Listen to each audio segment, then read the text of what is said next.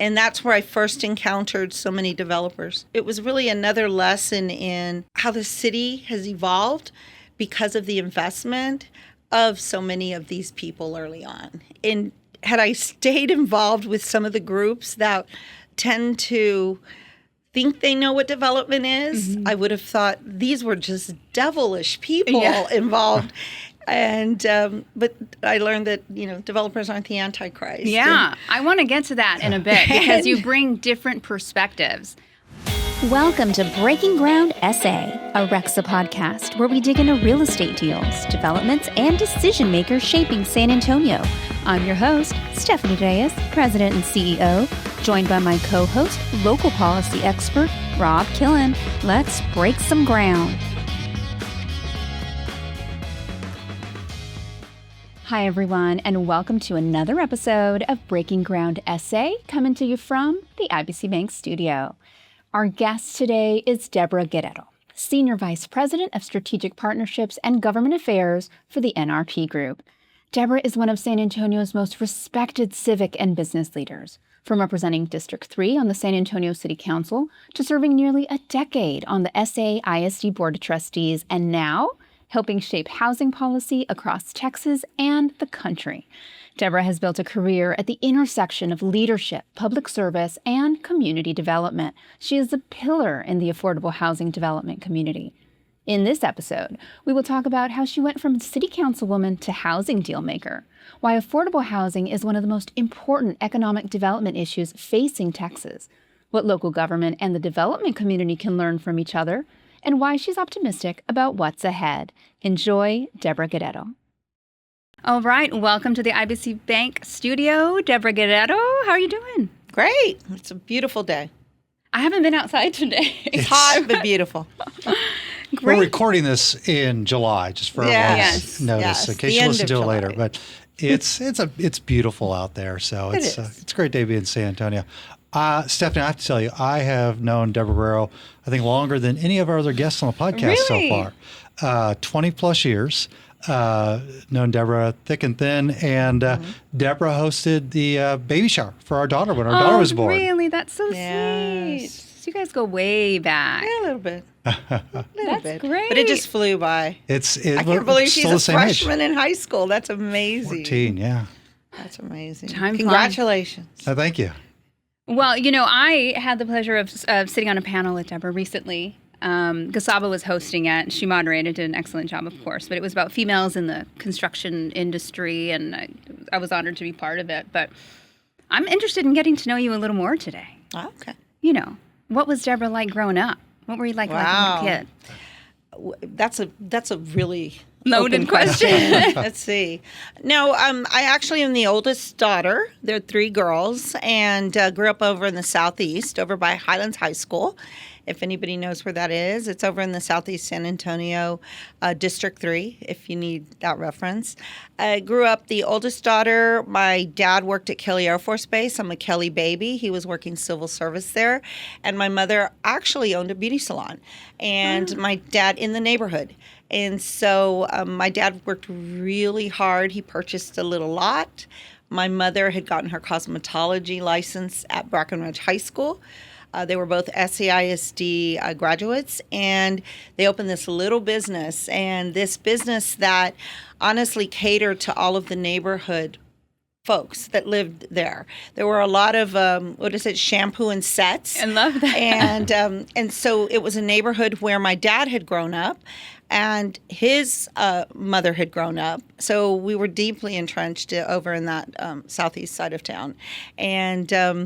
And so just had a lot of neighbors that saw me grow up, going from kindergarten at St. Margaret Mary's all the way to 8th grade, and then on to Incarnate Word High School and then St. Mary's. So Catholic through and through, that education. Did you ever work in the salon? Never. Really? It's really funny because my grandmother lived across the street, and she was actually our babysitter. And so my mother would send me over there. I would go and visit with a lot of the neighborhood ladies that would come in to get their shampoo and sets.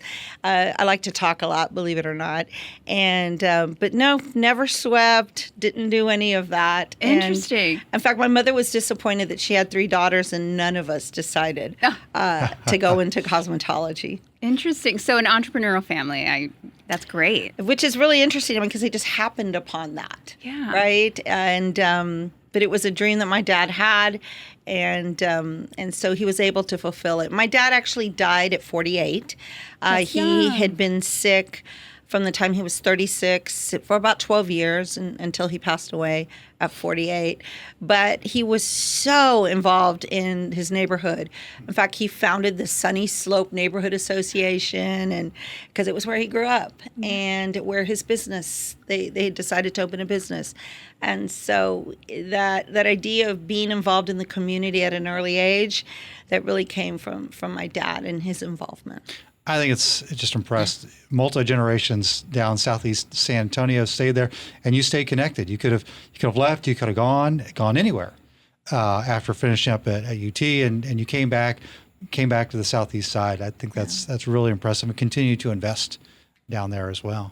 Well, and family circumstances led me back home. Mm-hmm. And because once I went to the University of Texas, when my family finally let me go and leave San Antonio, I couldn't do it till I was in graduate school and law school, and when I was in the joint degree program there. But then my dad ended up passing away before I graduated. And so my mother, since I was the first one to have graduated from college, she really wanted me back home. Yeah. And so you know how it is to be drawn back into your family. And so I was drawn back to San Antonio. I don't regret it.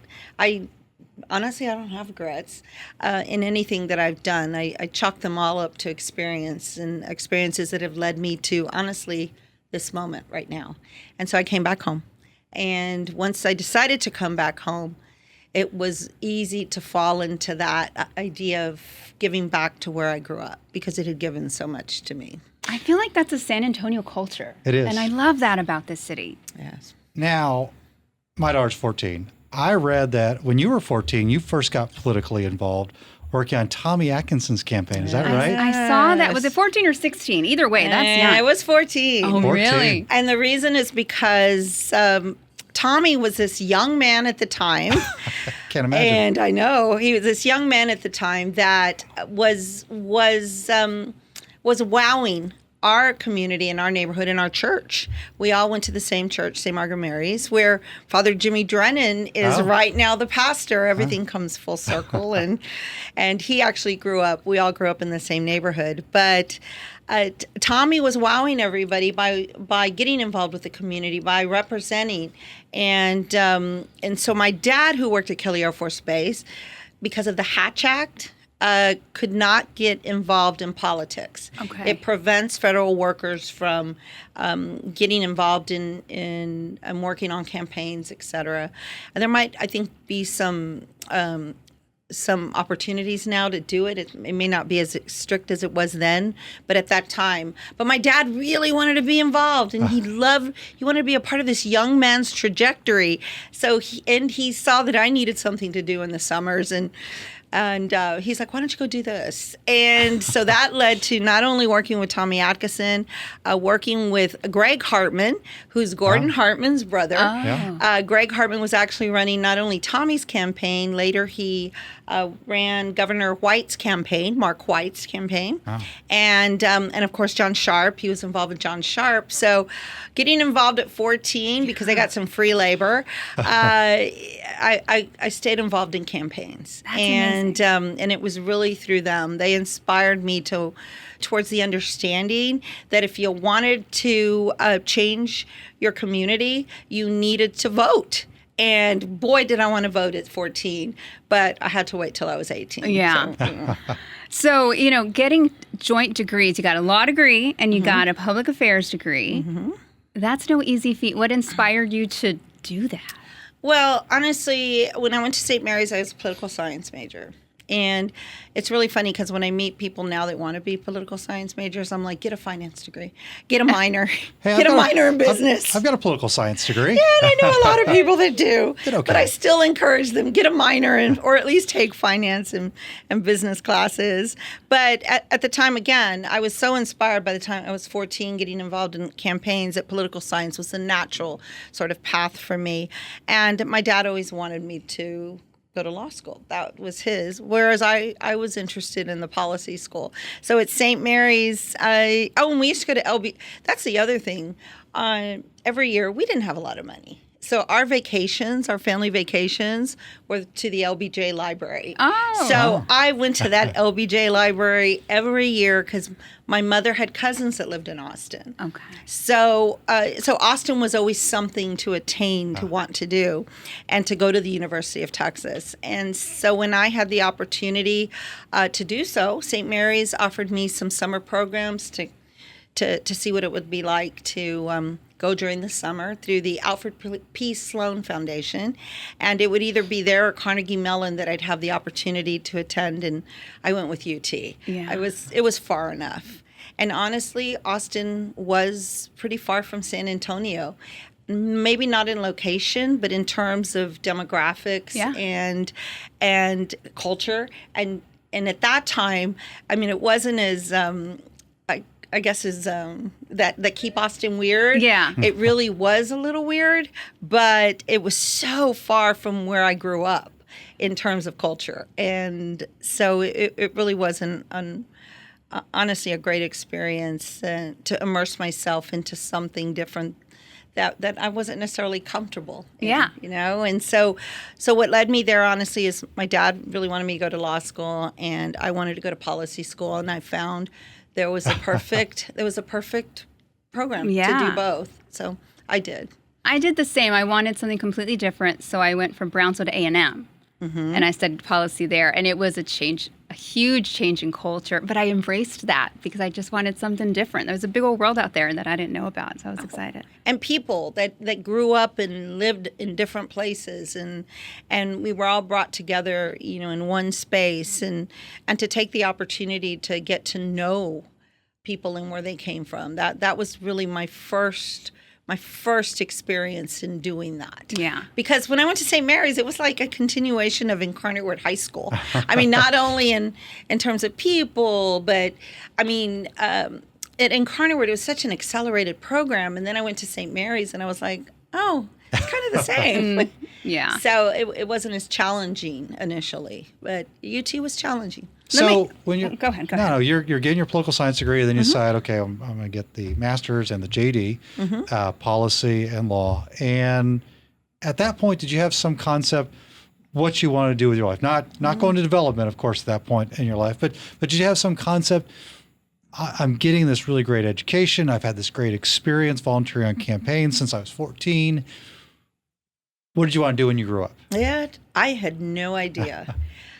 I knew that I wanted to finish school, and that came from my aunt, who it took her 10 years to finish her master's degree at UTSA, and she married my uncle. She had married into our family, but she was probably one of the most educated women that I knew, and she would always tell me, you need to get all your degrees first. Don't get married. Don't have kids. Don't do this. I mean, just get it out of the way.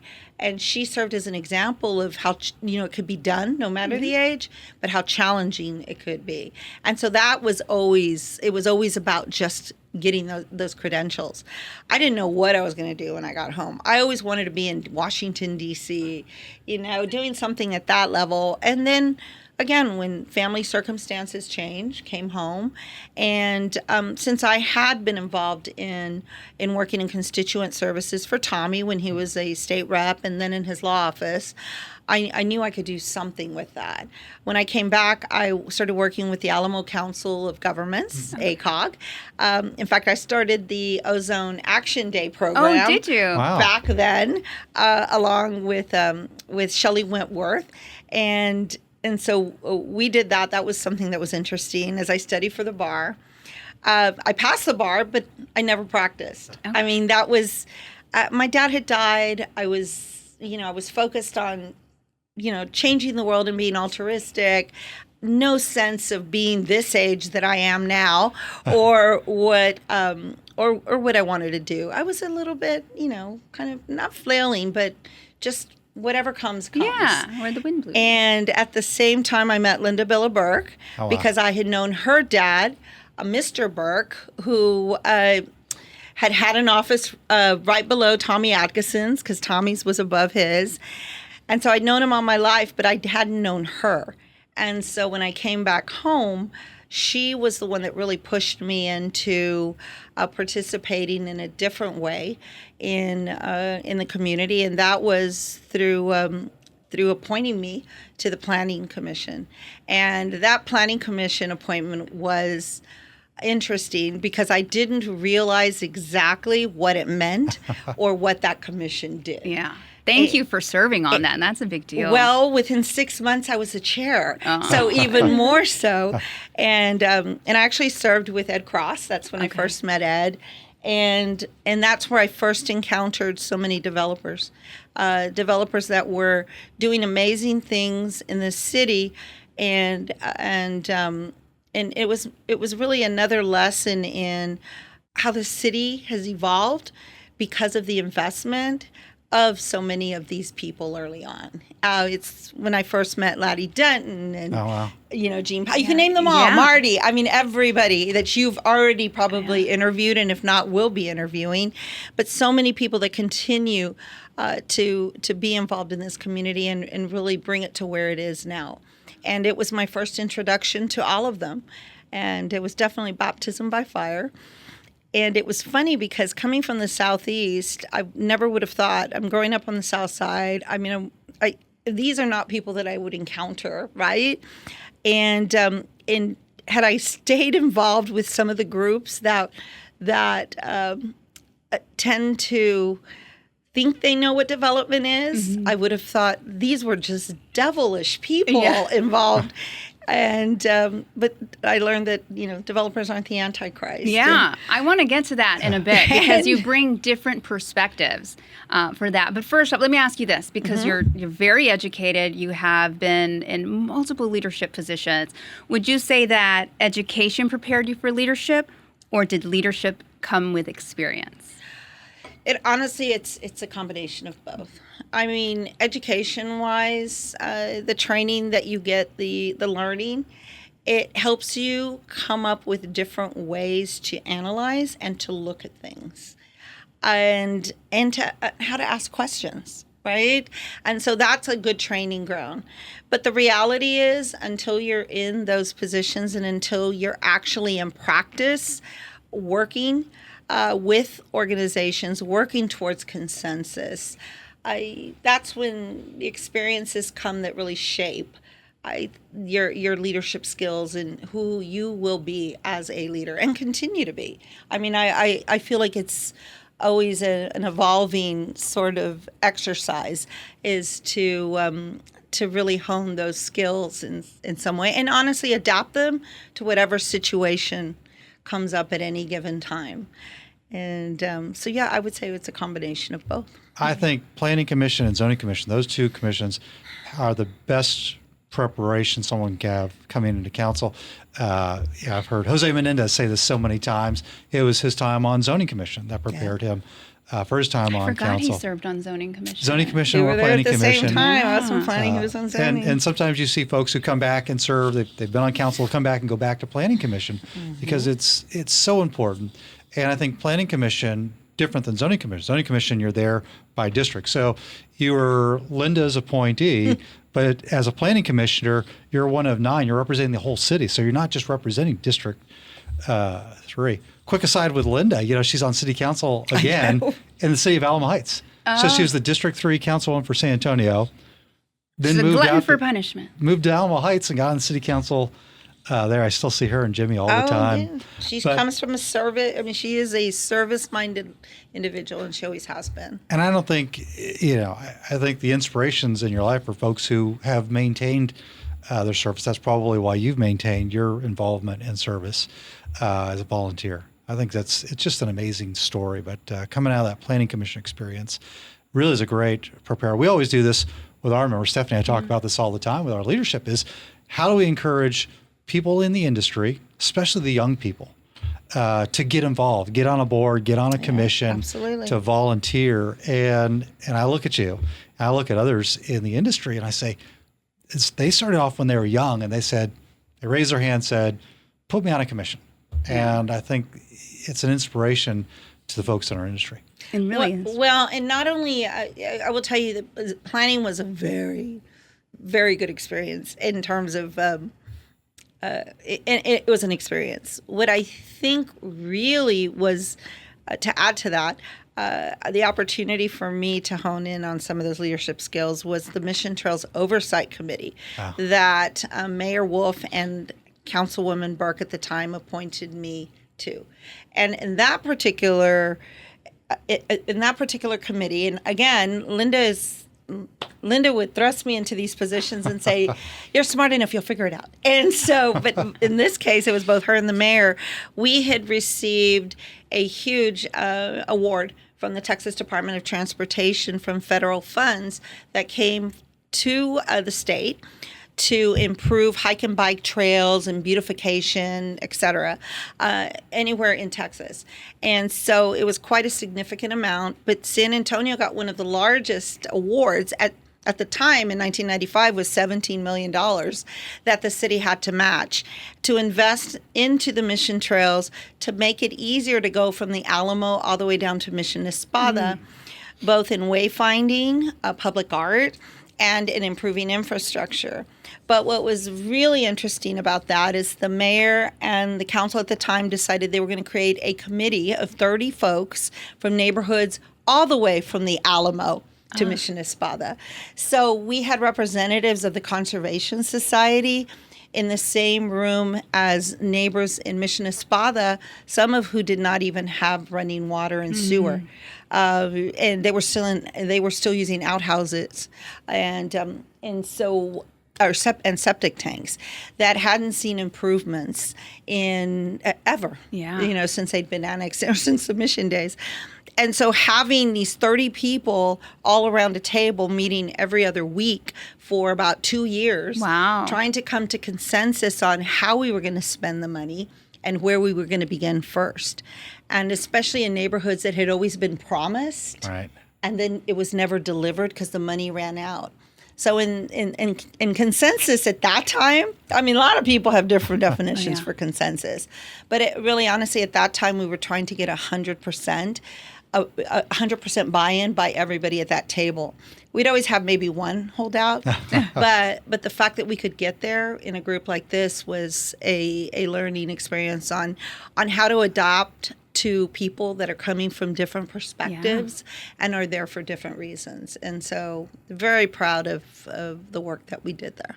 That's really great. Because it was served as the foundation of what ended up being the UNESCO designation. Yeah, it's amazing. I mean, and seeing the fruits of your labor years from then, and seeing how it's growing and continues to grow, and appreciated by tourists and residents alike. And that was always the goal.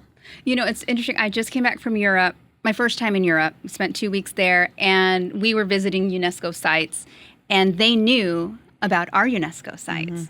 I was so impressed and proud and grateful that across the other side of the world, they knew about San Antonio. Oh, absolutely. That, and I'm sure the San Antonio Spurs. Of course. Of course. I was in Europe a couple of weeks before Stephanie, and it was during the playoffs. We unfortunately scheduled our trip not knowing the Spurs were going to make it to the finals. So every day I was in Spurs paraphernalia, and people were yelling, "Go Spurs, go!" Yeah. Yes. Except for the New Yorkers that were there. They were not. I did find, we were at Windsor Castle, and we were all wearing Spurs shirts, and this guy comes up and he's wearing a Knicks jersey. We're like, hey. Let's talk about SAISD, because you did nearly a decade on there. So what inspired you to, even take a run for that seat?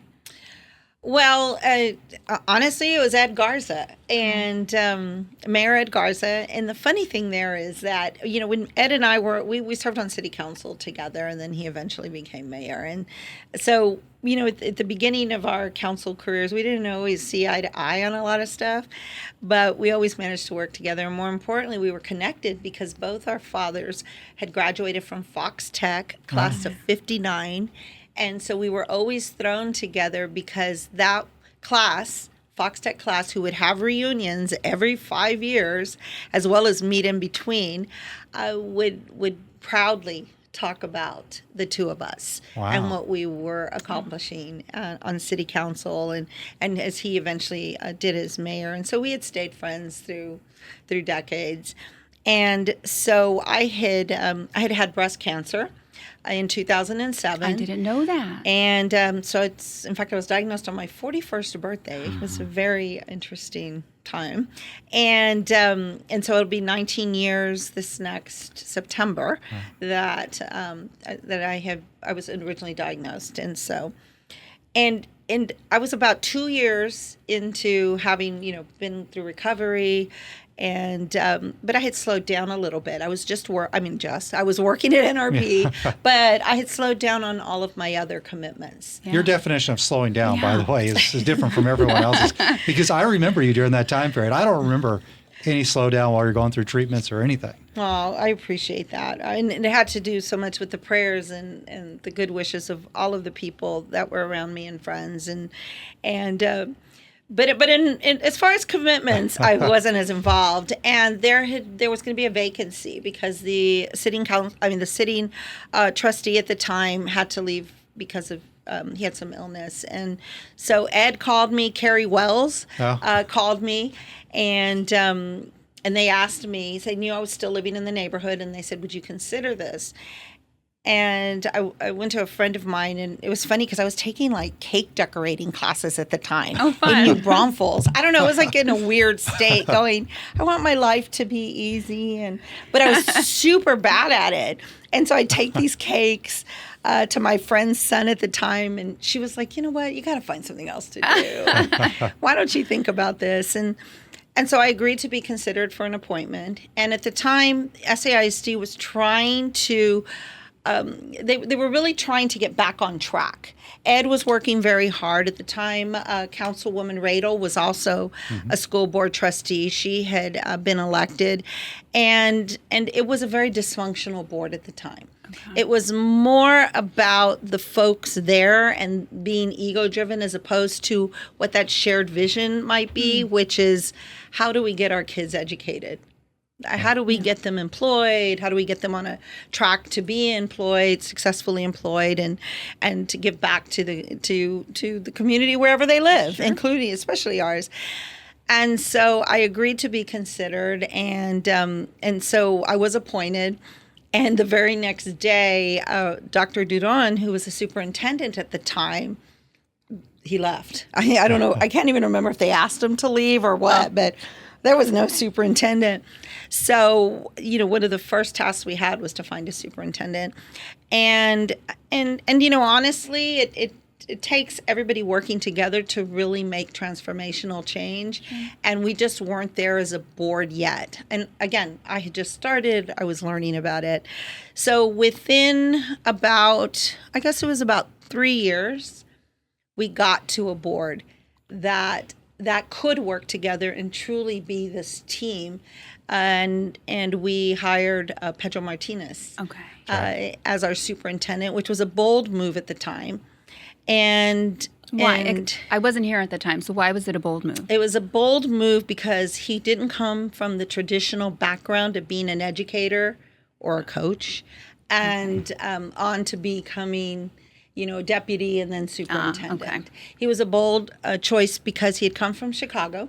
He'd worked for former Secretary of Education Arne Duncan, but when he was in Chicago as a superintendent, he came from I think it was a hospital, the Archdiocese. He was their CFO. But then he went to a program that I'm trying to remember, Eli Broad program, and he was a very rich guy that would take leaders and run them through a program where they ultimately could be leaders in education. Okay. And so there were a couple of different superintendents that came out of that sort of program, and Pedro was one of them. And so he was coming from Nevada. We hired him because he reflected, he looked like what our kids would look like. He had come from a family that had immigrated from Mexico. He was the oldest of like 10 children. He had grown up in Chicago's, poor side of the south side of Chicago. And so it was a bold move because he wasn't traditional. Yeah. And it was one that served us well. Within 5 years, he brought on with his team, and within 5 years, we went from being pretty much an F district to a B. Wow. And it was the opportunity to do some real good for our kids at the time, both with programs and with and being a data-driven school district. Stephanie, you weren't here yet, but I will tell you, this was a transformational period for SAISD, where it completely turned it around, which was amazing. SAISD's, and they're struggling now with closures and budgetary issues, but they were on the wrong track. And you have, interestingly enough, the only time I can think of a school board that has 3 former council members on it in San Antonio area. Maybe small towns you get that, but really, deep experience, people who cared about the district and came from the district. So yeah. Well, and that's a Jefferson. Well, and it became about governance, right? I mean, the idea of governance, and that really is important for any board, whether it's one that's a public entity or even a nonprofit board.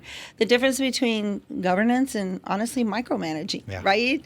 And then the idea of having a shared vision that everybody is striving for, and putting, sometimes your egos, and you don't always win, but but ultimately it's reaching that goal together as a team, and that's what SAISD was at the time. You're right. Since then, there's been COVID, there's been struggles. Pedro left, and we knew he'd only leave if he went back home to Chicago, or if he became Secretary of Education and Chicago came calling. And so it was, and then school board members, some of them got defeated, some really good ones, and others chose not to run. Yeah. But, I feel like even though I chose not to run, I felt like the person that succeeded me carried on the mission and the goal, which was making sure that our kids were educated. But things change. Yeah. Circumstances change, and it's been very challenging. Enrollments has declined, and really COVID did a number on so many kids in that generation. So get back on there. No, what you did kept it. I think.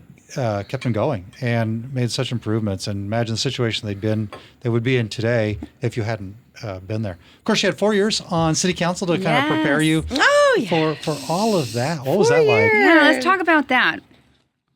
So when you first walked into City Hall, did anything surprise you?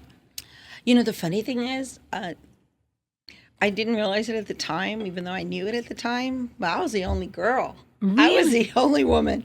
So 1997, and at first District 3 had been represented by 2 people since 1977. Okay. It was Helen Dutmer, who was there for, I guess, 14 of the 20 years. And then, which honestly is probably one of the reasons that the community decided to vote for term limits. And, not her specifically, but the fact that she'd been there so long. Rest in peace. Absolutely. She made it to almost 100. And then Linda Bulleberg had been there because Councilwoman Dutmer had moved on to serve as a county commissioner, and then Linda came in, and then Linda served her terms.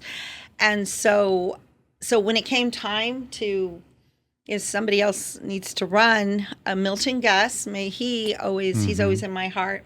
Milton Guss, who was a community businessman, always active, grew up in the Southeast, and he was always looked to by the business community as the person that would make sure that seat always had somebody that represented not only the district but the whole city. He had been part of the original GGL, right? So he was around back then, but as most amazing leaders do, he adapted to what San Antonio was, no matter what the governance structure might be, and for the good of the the Southeast, South Side, and for San Antonio. And he did so much for this community and tourism and visitors, and really for our part of town. And he assured me that I could do this, and not only could I succeed, Linda, but that he would be helpful in making sure that I wouldn't have to worry about, campaign fundraising. I wouldn't, because again, that's so intimidating. Yeah. I mean, it's an intimidating time. I mean, it's my family didn't have money to be able to run, and I hadn't established myself in any kind of career to be able to do that. And so really looking towards the community and somebody that believed in you and was important. And it really helped catapult me to even having the confidence to be able to do it. Plus, I will tell you that planning commission experience, those guys were great because I had always run the commission as chair.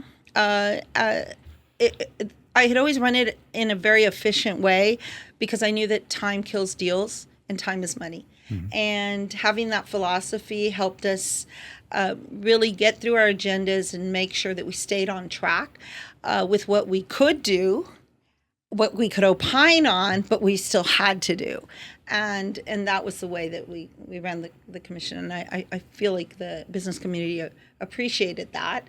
That didn't mean we didn't ask tough questions about the Edwards Sure. Aquifer and about why would a sidewalk be waived in certain areas, or why did it need to be? But I feel like all of that led to, naturally I was going to run for city council. Plus I grew up in the neighborhood. Yeah. And those ladies that got their shampoo and sets, they all voted. And they were proud to see that I had gone from school to wanting to serve my community. And Stephanie, she's just a few years out of UT at this point. I was 20. Yeah, I was 27. Such an inspiration for a younger generation. You just said something that I love, and I hope our listeners, especially our young listeners, heard, was that, it can be intimidating to run. You can be so passionate and want to be a public servant, but all of that is really intimidating, and so you just decide not to do it. But the good thing is to find support of people who are going to lean in and support you financially, do the block walking, do all of that with you. So it's possible. You're an example of it being possible. Absolutely. Absolutely. And there's been a lot of examples since then, but no, absolutely. And also the idea that people come into your life at different stages in your life. And I was surrounded with not only, my mother and by that time a new stepfather that believed in me, but my family that believed in me, and a community. And I always remember I think it was a Texas Monthly article that was about Secretary Cisneros at the time, Henry Cisneros at the time, and he always they would ask him what's next, and he'd say, you know what, I'm going to focus on what I'm doing right now and do it really well. Mm-hmm. And it may lead to other things, but I have to focus on the now. And that's the way I treated whatever I was involved in at the time. Is by example, I could prove that I could do something by doing whatever I was doing really well at the time, right? Yeah. Or as well as could be expected. And so I think that's what sort of led to all of these other people believing that I could do it, and being very helpful. And this wonderful career path that you were on since then. It's amazing. Yeah, it's been interesting. Again, I didn't know what I wanted to be when I grew up. But, people come into your life, you work with them, and opportunities will open and windows, and you either choose to take them or, you can go a different direction. But having choices is nice. So, having served on city council, and I'd love your opinion, if you're willing to give it, on the current city council. And what I want to know is, what do you think the public misunderstands about city council's role and how city hall should function? Well, you have to remember that when I was on city council, it was the most draconian term limits. It was 2 2-year terms, and that was it. I was lucky because I had worked with Linda Billibrook, so I knew the budget. She would let me come in there and just kind of, learn. It was about learning. Plus, I think she appreciated the fact that she had a resource and that was interested and passionate enough to say, how do we get more money into District 3? And so I could start. I was like, I started running. I knew exactly what I needed to do when I first got there. And at the time, it took folks a long time to learn. It did. They had to learn the system. You had to know the people, the staff, and be kind to staff because you never know when you will see them again. But more importantly, they're the ones doing all the work. And Rob, I know you can attest. Both of you can. We have to value our staff. And so I was of the belief that as long as I did constituent services well, that all the other big issues, the city issues that I had to take up as a city council person, had to weigh in on, that that they wouldn't necessarily forgive me, but they would understand as long as I continued to communicate. They might not agree, and a lot of times my Southeast constituents did not agree on some of these big issues, but as long as I took care of them at home, then they were willing to give me the benefit of the doubt when I said, but this is good for the city as a whole, and ultimately it'll be good for us. And so when you talk about misunderstanding them with the community, they don't always have all of the information, but there is still a responsibility to make sure that you're taking care of those folks that got you elected. And that was always upmost in my mind. Okay. And in the current situation, it was funny. I was reading in preparation for this. I was like, okay, I've got to remember some of the things that happened. And I found this old sort of scrapbook of articles. And I served on, not only was I the only woman when I was elected in 97, but it was the first majority minority city council. Oh, that's right. And so there was a group of folks from the inner city, D2, D4, D5, and D7, and sometimes D6 with Jose, but really those that wanted more investment in the inner city, and would filibuster and to their credit, they were all about that. They stayed focused on it, but sometimes to the detriment of some of the bigger issues that we were weighing in on. And it's funny to read some of the quotes back then about we need to work together, we need to collaborate, we need to communicate. And sounds real familiar. It sounds familiar, right? And because at the end of the day, it takes 6. Yeah. And so we managed to get a lot of our big city issues done at the time. We had a mayor that actually did not. It was Mayor Howard Peak at the time, had no problems going to this group and asking them what would it take to be able to help address what your issues are, and at the same time, let's keep moving this city forward. And sometimes it would work and sometimes it wouldn't, but at the end of the day, it was all about communicating with each other and understanding how governance in San Antonio works. And I think sometimes that can be lost in the current situation that we have. I think from your era on city council, the 90s going into the early 2000s, there's a lot of collegiality, right? Even when you disagree on an issue on the dais, you go and have a beer afterwards. And I'm not saying that has been lost now, but it's just not as readily apparent, I think, the relationship building, because at the end of the day, everyone runs for office because they care about the city and they want to ultimately work together to make San Antonio better. And I see kind of your class, your peers, and others who have maintained those relationships, those friendships across a 30-year period. Oh, I'm so proud of what Senator Menendez is doing. Yeah. What Mayor Garza has done in education, what Councilman Webster continues to do.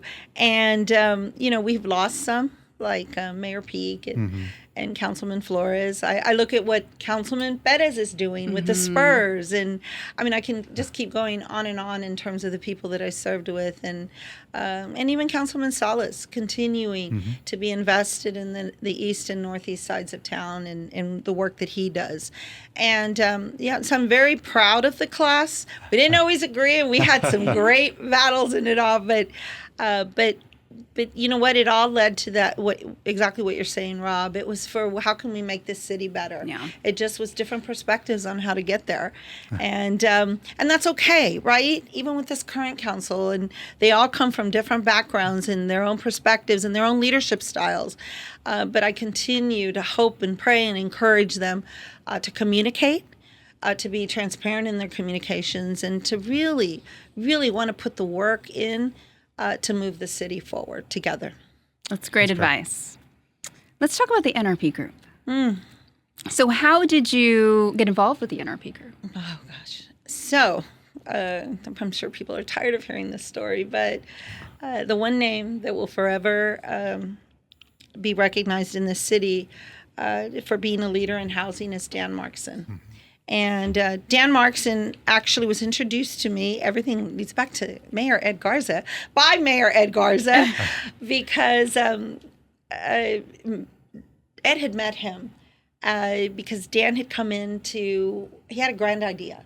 He wanted to take city, home, and CDBG funds and marry it with a federal program that financed low-income housing tax credits. And that had never been done before, this idea of mixed financing and that leveraging of financing. And so Dan went to his office, met him, and Ed's like, you've got to meet this guy. He wasn't from here, right? He was not from here. He was actually originally from Boston, but lived in Miami. He's in Miami. Yeah. That's how he and Rob got along famously on the floor. Yeah. And so... But that's he had these grand, bold ideas, and Ed was attracted to it. I was attracted. I was like, let's make it happen. But we had a lot of questions. And once we got them answered, he built a couple of developments with his own development company. And so that's how we got to know him. We're really working on producing more affordable units in this city and taking this creative financing way to do it. And so when I left the council in 2001, I guess the next year he had decided that he would fold up his development company and join a bigger group that would not only do development, but actually construction and property management, more of a vertically integrated organization. And the reason for that is because when you tax credit financing it requires capital initially, like a lot of capital, because you can put in like 4 applications and get 1. But each of those applications cost because you've got to do due diligence and engineering, et cetera. And so a lot goes into financially these applications. And he was a deal junkie.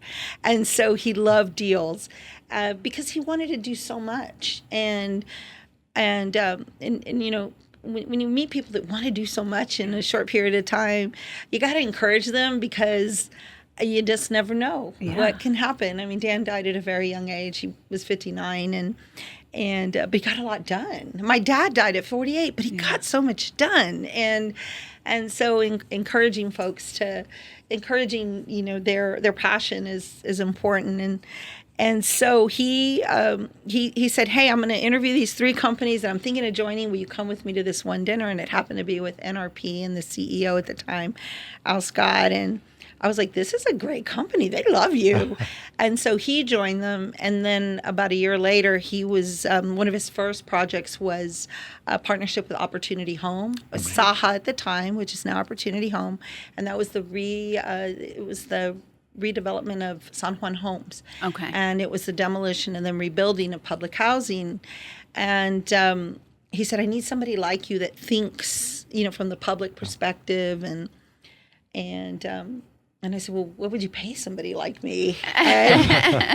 And he told me, I said, well, if you pay him a little more, you can have me. And he goes, really? And so, so I joined them it was in 2004. He had joined them in 2003. And it was it was one of those shared offices at Riverview Towers. Yep. And literally it was me in a little office because Dan loved to be at the community centers with all the kids jumping on him that were in the after school program, because all of our affordable housing developments have an after school component. Oh. And where kids can come for free tutoring, et cetera. And he loved it. He loved to be around kids. And Debra, this is your episode, but I'm going to tell a little story. So my wife and I were at Wurstfest, and we're driving back from New Braunfels, and I don't know, Melissa called Debra called Melissa. I think you called her and said, hey, I want you to come to this party. It's at a house on the west side. Like we've been drinking all day in New Braunfels. It was Louis Escadena's house. So, because I want you to meet this friend of mine. And so I was like, so we drive down there. We're like driving around. Where's the house? It's kind of a little, kind of a walled little thing. Go down this little alley. And like, I wonder who Debra's friend is that she wants to. And so we get to the party and so she introduces me to Dan Markson. And Dan has just got this energy. He's all lit up talking about, he's talking about affordable housing and low-income housing tax credits. Like, I don't know anything about this. I'm a young land use attorney. I've worked on apartments before. I really don't know anything about this. And Dan said, okay, we're at a party. He said, Monday morning, I want to come to your office. I want to tell you all about it. Yep. Monday morning, Dan comes to the office and tells us a little bit about what he does. He says, but here, you got to come visit us. I said, look, and I was living in an apartment. I was single. I was living in an apartment. My wife and I were just dating at the time. And I was like, I've seen apartments. I really don't need to see your project. He said, no, come down. He insisted. So later that week, he's giving me a tour. We're walking through, and I'm like, this is really great. But the passion that Dan had, and not just his passion, but the passion to inspire Debra to say, look, you've got to meet Dan. And, such an important part. And ultimately, our daughter, he was our godfather. Our daughter's godfather, yes. Oh, wow. You guys make me wish I would have met Dan. He was, but it was contagious. I mean, he inspired so many of us to understand, including Drew Cranmer at the time, who handled the home CDBG funds. But honestly, because again, somebody that's that passionate and to take the time, I mean, to want to explain and want to just get people just as excited as he was. And this was something that he did, and he did well.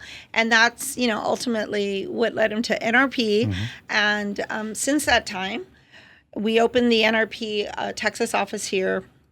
And within years, we became more than 50% of the company. I mean, they were an Ohio-based, or they are a Cleveland, Ohio-based company, but they were mostly doing work in Michigan and Ohio, where the population was not exploding the way it is here in the Southwest. And so they knew that they wanted to expand here, and Dan was the perfect fit because of his passion.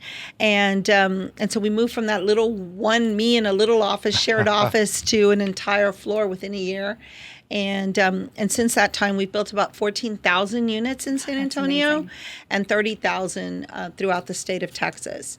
And I'm very proud of the work that we've done, and really in Dan, in realizing his dream of providing more housing for kids. Really is about kids. Yeah. And he also had a dream of building in the urban core, and he was able to realize that as well with Cevallos Lofts and Big Tex and even the flats at River North. I mean, so that's how I ended up at NRP. And you guys were the first to use PFCs, is that correct? Yes, the 303 program. And that's because in 2015,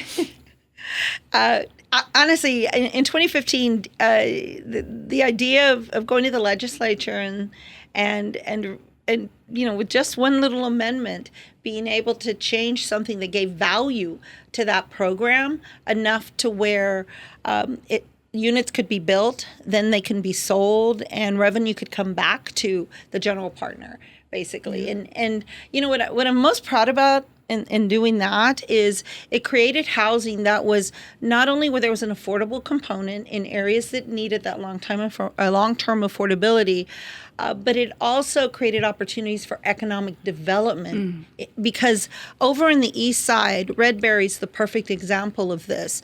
Over by the Frost Bank Center, there was a Redberry mansion. It was a historic mansion. The city purchased the property. The neighborhood, everybody wanted to do something with that. And so we ended up master planning it. And along with our partners, it ended up being an opportunity to use the PFC to bring investment that ordinarily won't come because the rents, investors don't see the rents as being market rate rents out there. So it brought market rate units there along with, PFC units, the relocation of RK out there, and then the expansion of even more jobs, and then the rehabilitation of Redberry Mansion that we all benefit from in terms of being an event space. So using a tool like that is what really led to the realization of that complete development. And ultimately, the money that the Housing Trust made as a PFC could be used and was used in the emergency rental assistance programs before the federal government started bringing more money down here when COVID hit. So there were opportunities like that where revenue that was realized could be used for other needs, whether it's in housing or the city's needs when the Housing Trust chose to share that. So. Do you think that people still don't connect the dots with affordable housing and economic development? Oh, absolutely. But you know what? It's incumbent upon us to continue to deliver that message and to show it, to really show it. And I find that housing is just as important as having enough water, having electricity. It is one of those components that leads to greater economic development investment into a community and retaining companies here. And because employers want their employees to live near where they work. Sure. I mean, you make sure they'll get there on time, that, that the quality of life is improved. I mean, there's so many reasons. And having housing choices is one of the ways to be able to make sure that happens. So you represent NRP, and just your experience alone, you serve on so many state, federal boards. You're a huge advocate. So I consider you a housing expert. So I have some housing questions. Okay. Just housing affordability is one of the biggest issues facing cities across the country. What are you seeing on the ground? What are the barriers that exist? Challenges. And are the challenges, and are you seeing them across the state? Are the San Antonio challenges different than in Austin, than in Houston, and Dallas, smaller communities? I have to tell you, San Antonio understands the need. And thank goodness. I mean, I feel like we're way ahead of the game in terms of other cities. Dallas and Houston have all been stepping up. And I think at this point in my 20-year history, 20 plus years, I've seen it evolve into local governments understanding more and more the need, and honestly pushing back, because there is a lot of NIMBYism. There used to be a lot more, but you're seeing local governments really step up. And San Antonio has been one of those cities that has really stepped up.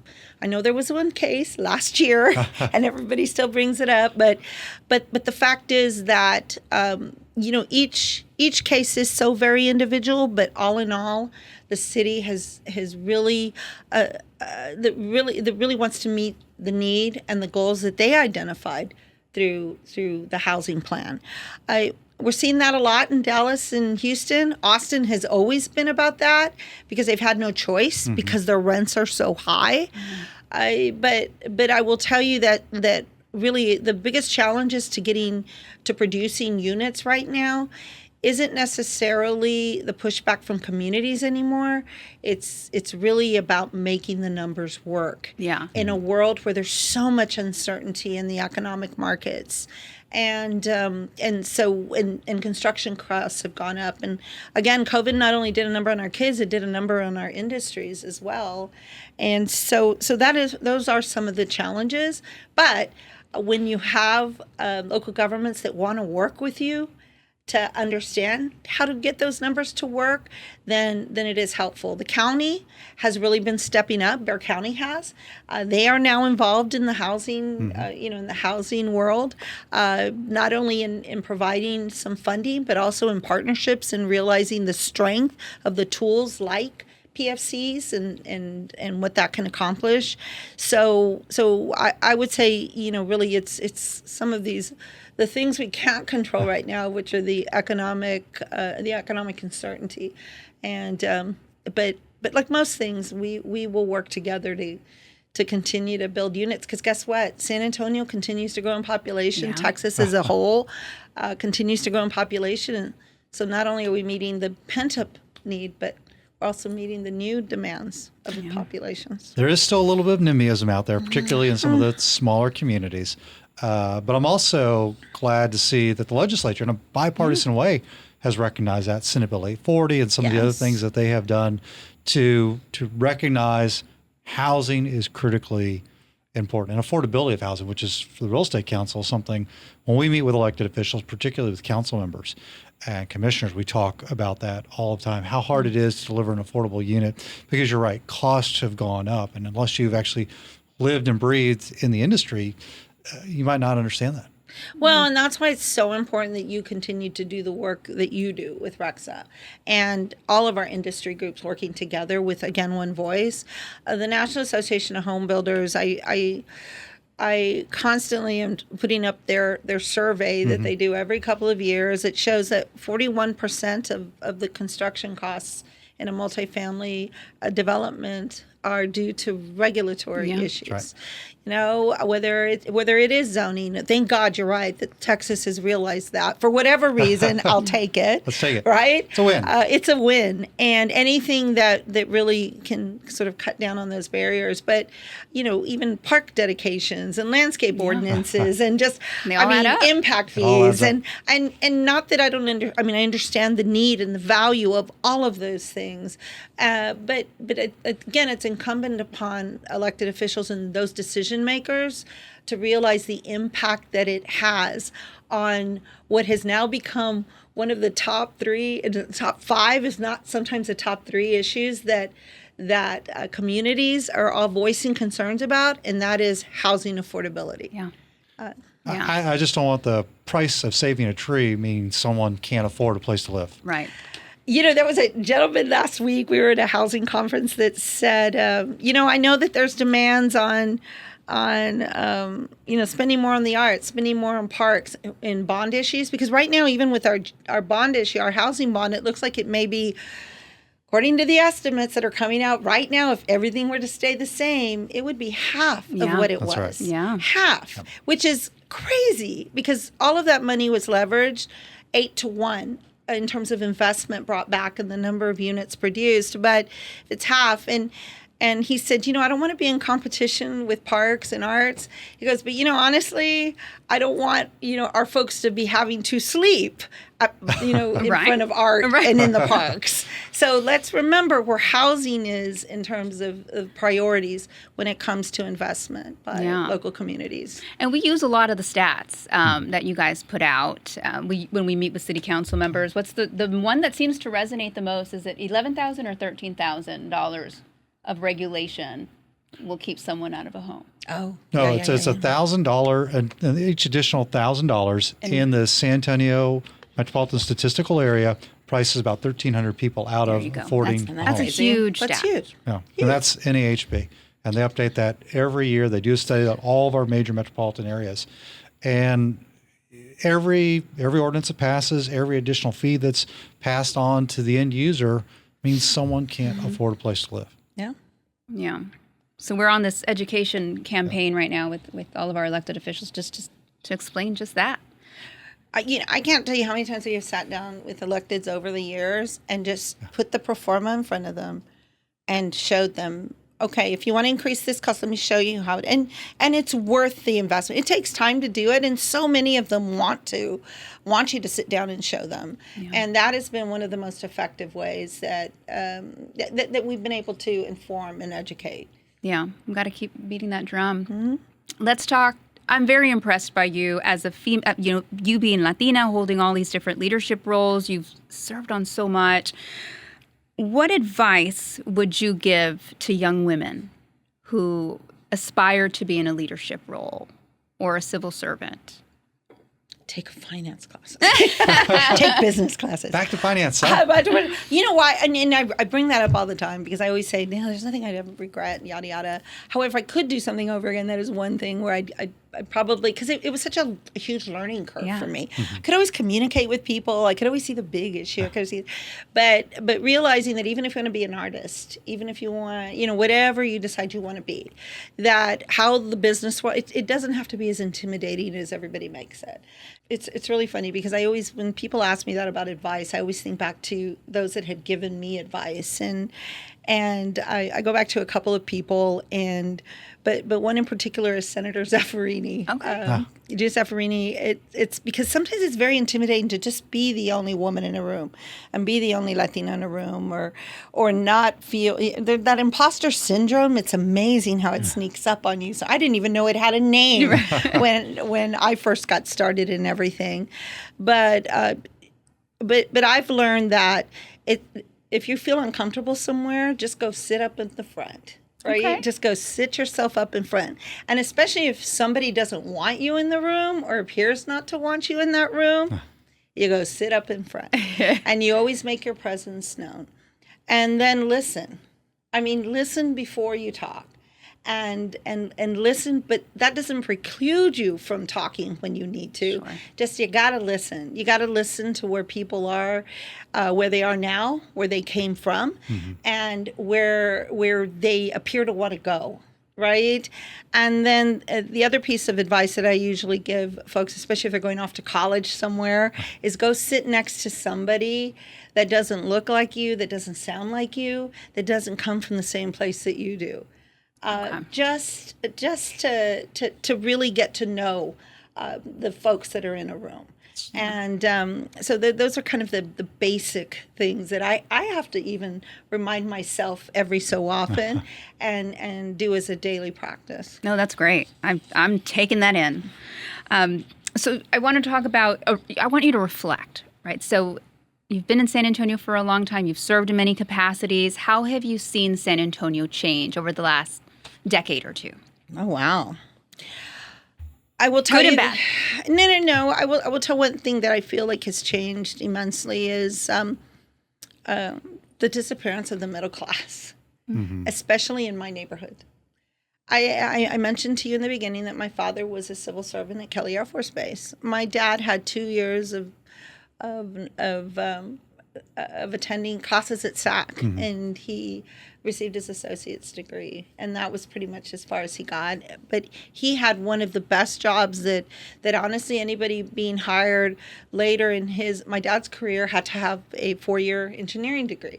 But my dad was able to gain the skill set to be able to have this job at Kelly for 20 plus years, to be able to send us all to private school and then on to college and really create those opportunities for his daughters to be educated and to continue to thrive.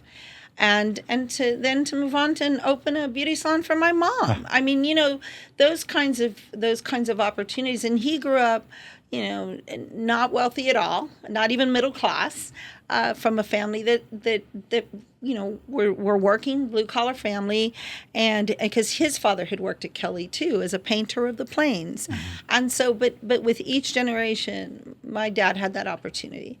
I just don't always see those opportunities anymore for people that live in the neighborhood where I grew up and I continue to live, and so. Education used to be the way out, and I think it continues to be, but it's harder and harder. And so that's one of the things that I noticed when it closed at Kelly Air Force Base, and there was supposed to be a transition to diversify industries that came here. There was a success up to a point, but that same kind of certainty and that middle class that existed, I just don't see that anymore. And my dad when my dad died, my mother had the security of having his annuity, of having insurance, he made sure everybody was taken care of. That doesn't always happen anymore when with companies or with businesses. And so the federal government being here and being a large employer was significant for San Antonio. And that's one thing that I think has changed. I will tell you that on the positive side, it is nice to be able to see Toyota. It is nice to be able to see that investment that comes here, but we need to make sure that our workforce is educated enough to be able to really to meet the demand of those jobs, and not only the demand of that initial job, but as people want to advance. Yeah. I mean, and. I think Ready to Work is finally there. I was going to ask your thoughts. I think it's finally there. I think it struggled, and it really did need some recalibrating, but it seems to, it's now led to actual placement. I think the education system, too, if we could just get more kids certified. There's nothing wrong with being certified and then going on to college. Yeah. You can get certified in an industry, use that as the opportunity to continue your education. And the more we can encourage that kind of workforce skills development, I know the better off San Antonio will be. Let me ask, because you make a good point, how do we overcome the lack of good jobs? But Toyota, JCB, Toyota's recent expansion, all the jobs at Boeing that no one ever talks about over at Port. Standard Aero. And do you think we do a good enough job? And this is a conversation I've had in several different groups recently with business leaders and other folks. Do you think that San Antonio does a good enough job of celebrating our wins? No. No. I mean, I think that Jim Perschbach at Port does not only the wins that we have, but also the ones he sees that nobody else sees yet. I had to throw the Boeing thing. Yes. No. But Boeing. You're right about Boeing and Standard Aero. I mean, thank goodness they're here doing the amazing work they're doing. I don't think that we do. I also don't think that sometimes we think of ourselves as a grown-up city. No. It's really funny because I'm so proud of our airport now as it expands. But all of that takes investment, right? And if you think back to, generations ago when, we could have had maybe a commuter train from here to Austin. I mean, you think back to light rail and those kinds of investments that were huge investments at the time that we turned down. And Emily, your daughter could be benefiting from it, right? And we could be benefiting from now. And the things that we invest in now, I mean, I would hope that, my newest little goddaughter that was born 3 months ago may be able to benefit from it. But those are big investments that need to be made, and we have to really grow up as a city and be bold and make those investments. And I know it's hard. And we can do it also by celebrating the wins that we do have, right? And but it really takes both.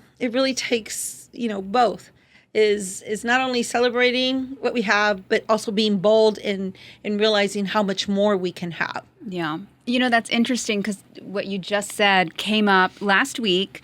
The city is hosting these stakeholder meetings because they're going to update their economic development framework, the incentives, all of that good stuff. And so I was there representing RECSA, and they're like, okay, what are some of the, the positives, and what do we have, and what do we need? And, some people just started raising up their hand and saying, we need to think boldly and invest in these major infrastructure, and people need to put on their big boy pants and just pull the trigger on these things because they need to see the vision, the future, and stop worrying about all the politics and how, the chips are going to fall. And let's just all rally together, unite, and invest in these much needed things. Well, absolutely right. I mean, again, reading all of the old articles from just reminding myself of some of the things that we were talking about even then. And, the Spurs were a big deal back then. In 98, 97, 98, we were talking about it. And thank God we figured it out till now. But it takes more than just a Spurs arena. Right. It's the whole idea of what that part of downtown can be and look like, and what it could mean not only for bringing people in, but for the residents of this city. And but it is it's and it takes bold leadership. It does. I mean, it really does. We're seeing a little bit of that. San Pedro Creek, I think, was a big investment. Oh, San Pedro Creek was great. Baseball stadium and all the stuff that's going to go in around the baseball stadium. And then, you're right, it's not the Spurs Arena, it's everything else that we're doing associated with that is going to create jobs. It's going to create an increased vitality downtown, but it's going to have a ripple effect across the entire city. And being bold is hard, right? It really is. It is. And there are folks who will say, well, what if we fail? Or they'll find something to point to and say, well, we did something 20 years ago and that didn't work. And Debra, you hit the nail on the head. And that's what we've got to do. And that is the best piece of advice I've heard. I agree. Well, and sometimes you have to step out of your comfort zone, right? And honestly, I've been there. It's hard for an elected official to sometimes do that because they are thinking about that next election or the past one where they were just, voted in and who are they representing. But, two other pieces of advice that I took when I was on council, and one was from Mayor Wolf, or County Judge Wolf at the time. And he said, you know what, take every advantage. There's so many opportunities for you to go and sell the city and be so proud of where you live and bring people forward. And then Mayor Thornton at the time, Bill Thornton, past mayor, said, have a lot of fun with it because it is a hard job. Yeah. But as long as you can look at yourself in the mirror that very next day, the decisions are going to be hard. But as long as you can say you did it for the right reason and you can live with that decision, then you'll be just fine. And honestly, I have been. Good. That's good. So we have a fun segment as part of the podcast. We're going to ask you some questions for rapid fire. First thing that comes to your mind. This is for us to get to know you just a little more. Okay. Street tacos or barbacoa? Oh, barbacoa. Coffee meeting or happy hour networking? Yeah. Oh, happy hour. I'm with you. Yeah, I do like happy hour, though I do like a tea. I wish more people did afternoon tea. That would be fun. Okay. Oh, hot tea or iced tea? Mm-hmm. Both. Both, okay. Book, podcast, or TV?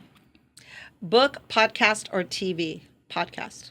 Breaking Ground Essay is on one of your top lists, right? Yeah. You have one free Saturday in San Antonio with no meetings. Where are you spending it? Wow, that one's hard. Movie theater.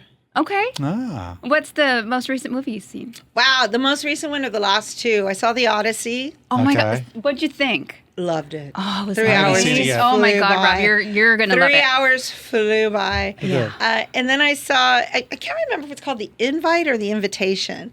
It was the one that Olivia Wilde I'm sure it's called The Invite. Olivia Wilde just directed. It's just 4 people in a room. Is it with her and Seth Rogen? Yes. Seth Rogen. It's good? And Edward Norton. Amazing dialogue. Very good. Okay. I have not heard about that. Yeah, I need to add that one to the list. Favorite concert you have ever attended? Ever? Oh, wow. The ever's hard. Probably Bette Midler. Oh, wow. The Bette Midler one was really cool. It was kind of a vaudeville thing. But I will tell you, last night I was at Earth, Wind & Fire and Lionel Richie, and Earth, Wind & Fire did it for me. Okay. They were amazing after all these years. That's awesome. What's something people would be surprised to learn about you? That I am a theater buff like you wouldn't believe. Really? Live theater, any opportunity, and that I would love to be on stage. Oh, it's not too late. I knew about your love of theater. Many trips to New York. Mm-hmm. Love the theater. Do you have a favorite? Favorite show. Favorite Broadway show. Right now it's Ragtime. Okay. It was so amazing. And then I would put Hamilton obviously up there. Okay. One of my favorite with the original cast. And Sunset Boulevard. This last couple of years ago, Sunset Boulevard. But Ragtime right now is where it's at. Okay. Okay. What's something you've never done that you'd still like to try? Oh, acting. There you go. I want to be on stage. I could see it happening. Stage. Okay, we're going to close with this one. Okay. One word to describe San Antonio's future. Joyful. I like that. We'll leave it right there. Thank you, Debra, for coming thank on you. Breaking Ground Essay in the IBC Bank studio. Thank you for watching and listening. Thank you. Please subscribe. Please tell your friends. Deborah, thank you so much for everything you've done for San Antonio and for the industry and for joining us for a little while today. Thank you. Thanks, Rob. We'll see you next episode.